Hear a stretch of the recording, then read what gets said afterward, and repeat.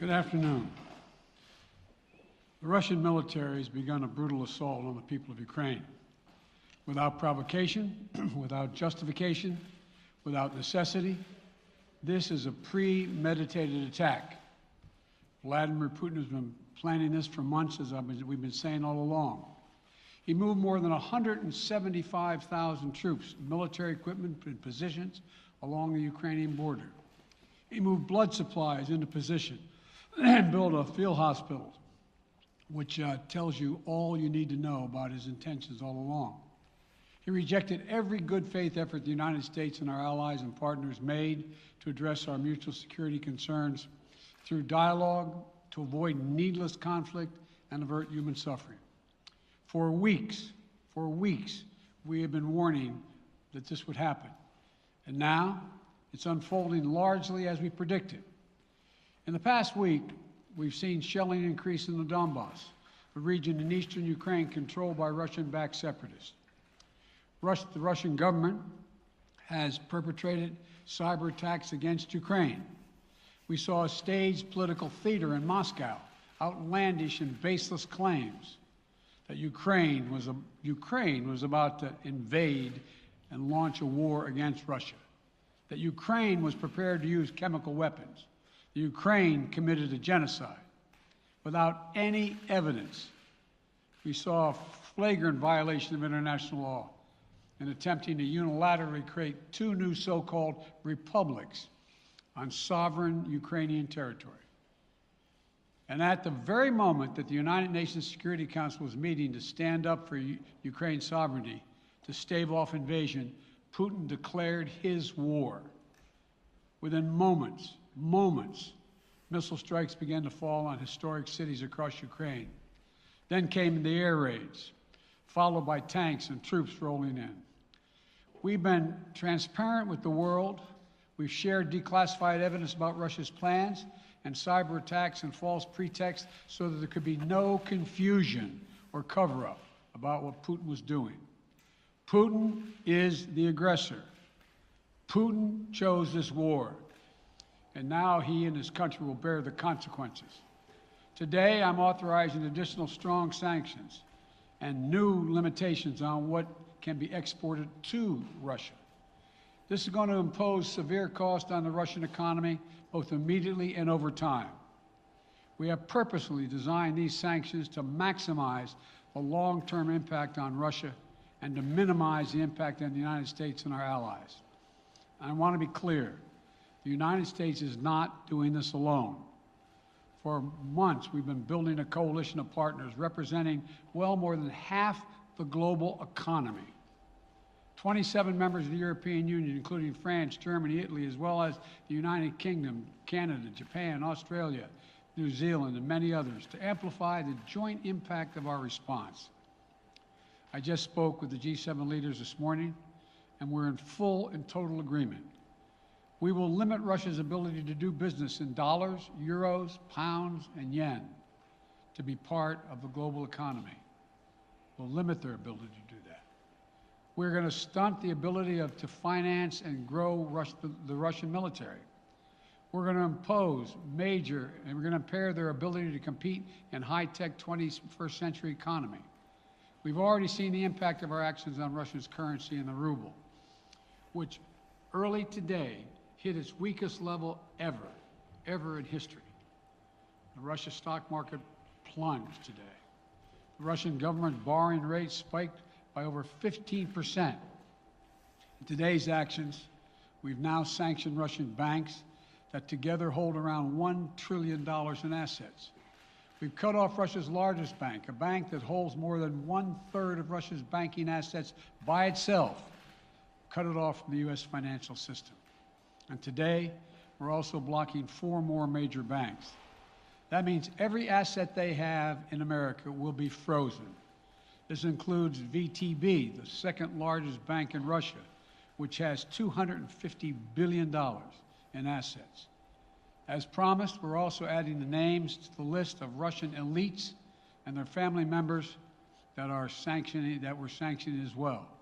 As I said on Tuesday, these are people who personally gain from the Kremlin's policies, and they should share in the pain. We will keep up this drumbeat of those designations against corrupt billionaires in the days ahead. On Tuesday, we stopped the Russian government from raising money from U.S. or European investors. Now we're going to apply the same restrictions to Russia's largest state-owned enterprises, companies with assets that exceed $1.4 trillion. Some of the most powerful impacts of our actions will come over time as we squeeze Russia's access to finances and technology for strategic sectors of its economy and degrade its industrial capacity for years to come. Between our actions and those of our allies and partners, we estimate that we'll cut off more than half of Russia's high-tech imports. It will strike a blow to their ability to continue to modernize their military. It'll degrade their aerospace industry, including their space program. It'll hurt their ability to build ships, reducing their ability to compete economically. And it will be a major hit to Putin's long-term strategic ambitions. And we're preparing to do more. In addition to the economic penalties we're imposing, we're also taking steps to defend our NATO allies, particularly in the East.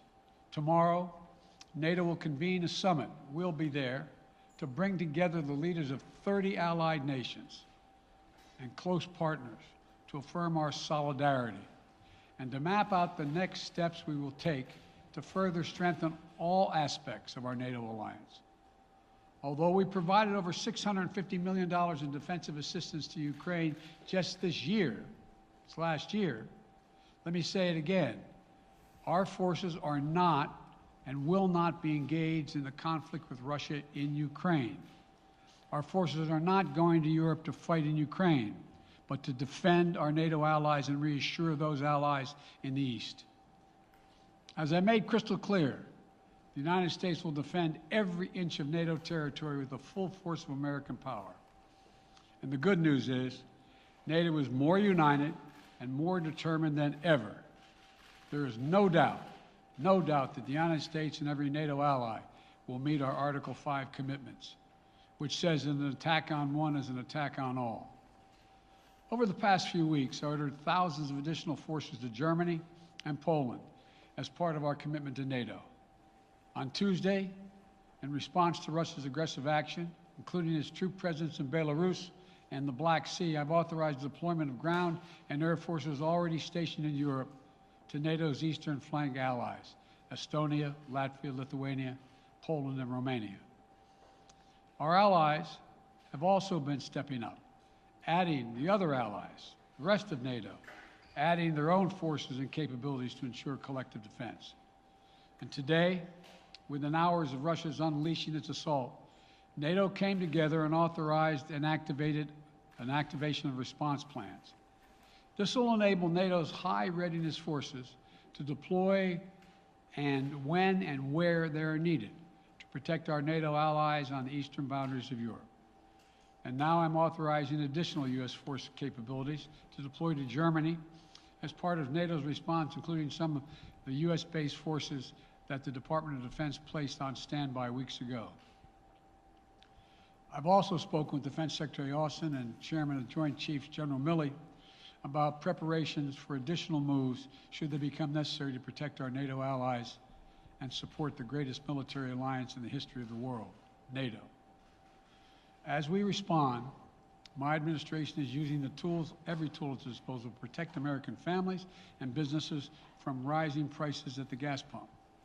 You know, we're taking active steps to bring down the cost, and American oil and gas companies should not exploit this moment to hike their prices to raise profits. You know, in our sanctions package, we specifically designed to allow energy payments to continue. We are closely monitoring energy supplies for any disruption. We've been coordinating with major oil producing and consuming countries toward our common interest to secure global energy supplies. We are actively working with countries around the world to elevate collective release from the strategic petroleum reserves of major energy consuming countries. And the United States will release additional barrels of oil as conditions warrant. I know this is hard and that Americans are already hurting. I will do everything in my power to limit the pain the American people are feeling at the gas pump. This is critical to me. But this aggression cannot go unanswered. If it did, the consequences for America would be much worse. America stands up to bullies. We stand up for freedom. This is who we are. Let me also repeat the warning I made last week. If Russia pursues cyber attacks against our companies, our critical infrastructure, we are prepared to respond. For months, we've been working closely with the private sector to harden our cyber defenses, sharpen our ability to respond to Russian cyber attacks as well. I spoke last night to President Zelensky of Ukraine, and I assured him that the United States, together with our allies and partners in Europe, will support the Ukrainian people as they defend their country. We'll provide humanitarian relief to ease their suffering. And in the early days of this conflict, Russia propaganda outlets will keep trying to hide the truth and claim success for its military operation against a made-up threat. But history has shown, time and again, how swift gains in territory eventually give way to grinding occupations, acts of mass civil disobedience, and strategic dead ends. The next few weeks and months will be hard on the people of Ukraine. Putin has unleashed a great pain on them, but the Ukrainian people have known 30 years of independence. They have repeatedly shown that they will not tolerate anyone who tries to take their country backwards. This is a dangerous moment for all of Europe, for the freedom around the world. Putin has committed an assault on the very principles that uphold the global peace. But now, the entire world sees clearly what Putin and his Kremlin allies are really all about. This was never about a genuine security concerns on their part. It was always about naked aggression, about Putin's desire for empire by any means necessary, by bullying Russia's neighbors through coercion and corruption, by changing borders by force, and ultimately by choosing a war without a cause. Putin's actions betray his sinister vision for the future of our world, one where nations take what they want by force. But it is a vision that the United States and freedom-loving nations everywhere will oppose with every tool of our considerable power. The United States and our allies and partners will emerge from this stronger, more united, more determined, and more purposeful. And Putin's aggression against Ukraine will end up costing Russia dearly, economically and strategically. We will make sure of that. Putin will be a pariah on the international stage. Any nation that countenances Russia's naked aggression against Ukraine will be stained by association. When the history of this era is written, Putin's choice to make a totally unjustifiable war on Ukraine will have left Russia weaker and the rest of the world stronger. Liberty, democracy, human dignity, these are the forces far more powerful than fear and oppression. They cannot be extinguished by tyrants like Putin and his armies. They cannot be erased by from people's hearts and hopes by any amount of violence and intimidation. They endure. In the contest between democracy and autocracy, between sovereignty and subjugation, make no mistake, freedom will prevail. God bless the people of a free and democratic Ukraine. May God protect our troops. Mr. President. Associated Press, Zeke. Do you have any plans to speak with President Putin at this point? And what interactions have you had with the Russian government? I heard the first part. Do I have any plans to speak with Putin at this point, and what? What communications have you had with the Kremlin as far as military operations in Ukraine and making sure this does not spiral into a larger conflict? Well, it's a large conflict already. The way we're going to ensure it's not going to aspire to a larger conflict is by providing all the forces needed in the Eastern European nations that are members of NATO. NATO is more united than it's ever been, and I have no plans to talk with Putin. Wall Street Journal, Tarina. Mr. President, you didn't mention SWIFT in your sanctions that you announced. Is there a reason why the U.S. Isn't doing that? Is there a disagreement among allies regarding SWIFT and whether Russia should be allowed to be a part of it? The sanctions that we proposed on all their banks have of equal consequence, maybe more consequence than SWIFT, number one. Number two, it is always an option, but right now that's not the position that the rest of Europe wishes to take. Cecilia Vega, ABC. Sir, sanctions clearly have not been enough to deter Vladimir Putin to this point. What is going to stop him? How and when does this end? And do you see him trying to go beyond Ukraine? And a second question I'll just give to you now. This statement that he gave last night, the threat that he gave, the West will face consequences greater than any you have faced in history. Is he threatening a nuclear strike? I have no idea what he's threatening. I know what he has done, number one. And number two, no one expected the sanctions to prevent anything from happening. It has to show, this is going to take time, and we have to show resolve so he knows what's coming. And so the people of Russia know what he's brought on them. That's what this is all about. This is going to take time. It's not going to occur, he's going to say, oh my God, these sanctions are coming, I'm going to stand down. He's going to test the resolve of the West to see if we stay together, and we will. We will, and it will impose significant costs on him. Will he go beyond Ukraine, sir? Do you see him going? Yes. Thank you. All right, two topics, just really quick. First, markets are down and gas prices are up. I know you always stress the difference between Wall Street and Main Street, but everybody seems to be in for some economic pain. How economically painful is it going to get for people in this country? And I do have one more question. First of all, there's no doubt that when a major nuclear power attacks and invades another country, that the world is going to respond, and markets can respond all over the world. So there's no doubt about that, number one. Number two, the notion that this is going to last for a long time is highly unlikely as long as we continue to stay resolved in imposing the sanctions we're going to impose on Russia, period. What's your next question? I'm sorry. The next question is, did you underestimate Putin, and would you still describe him the way that you did in the summer as a worthy adversary? At the time, he was, I made it clear, as an adversary, and I said he was worthy. I didn't underestimate him.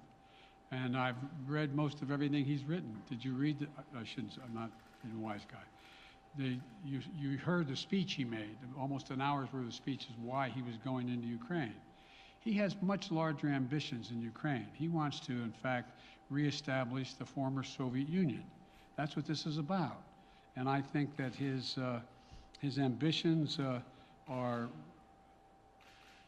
completely contrary to the place where the rest of the world has arrived. And with his ambitions, you're confident that these devastating sanctions are going to be as devastating as Russian missiles and bullets and tanks? Yes, Russian bullets, missiles, and tanks in Ukraine. Yes, I am. Thank you, President Biden. If sanctions cannot stop President Putin, what penalty can? I didn't say sanctions couldn't stop him. You've been talking about the threat of these sanctions for several weeks now. Yes, but the threat of the sanctions and imposing the sanctions and seeing the effect of the sanctions are two different things. They're two different things. And we're now he's going to begin to see the effect of the sanctions. And what will that do? How will that change his mindset here, given he's Because attacking it will so Ukraine as we weaken his speak? country that he'll have to make a very, very difficult choice as to whether to continue to move toward being a second-rate power or, in fact, respond. You said in recent weeks that big nations cannot bluff when it comes to something like this. You recently said that the idea of personally sanctioning President Putin was on the table. Is that a step that you're prepared to take? And if It's not a bluff, it's on the table. sanctioning President Putin? Yes. Why not sanction him today, sir? Mr. President? Why not sanction him today, sir? Mr. President, if I can, you detailed some severe and swift new sanctions today and said the impact it will have over time. But given the full-scale invasion, given that you're not pursuing disconnecting Russia from what's called SWIFT, the international banking system, or other sanctions at your disposal, respectfully, sir, what more are you waiting for? Specifically, with the sanctions we've imposed exceed SWIFT. The sanctions we imposed exceed anything that's ever been done. The sanctions we imposed have generated 2/3 of the world joining us. They are profound sanctions. Let's have a conversation in another month or so to see if they're working. Yes. Can I ask you about Zelensky? Sir, you spoke to Vladimir Zelensky yesterday, sir? You spoke to Vladimir What's the risk that we are watching the beginning of another Cold War, and is there now a complete rupture in U.S. and Russian relations? There is a complete rupture right now in U.S.-Russian relations if they continue on this path that they're on. And in terms of a Cold War, that depends. You have the vast majority of the rest of the world in total opposition to what he's doing, from Asia to South America to Europe to around the world. And so it's going to be a cold day for Russia. The idea, you don't see a whole lot of people coming to his defense. And are you, if I could follow up, sir, are you urging China to help isolate Russia? Are you urging China to help isolate Russia? I'm not prepared to comment on that at the moment.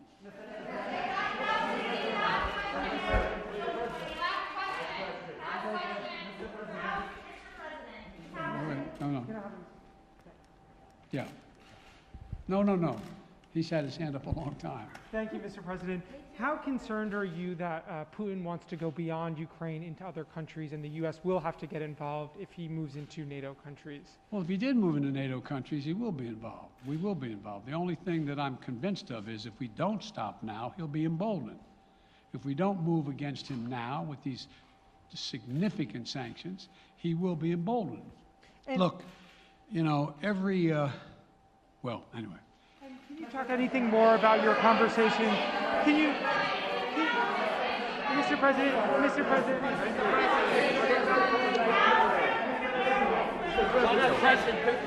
Why not sanction Putin directly today?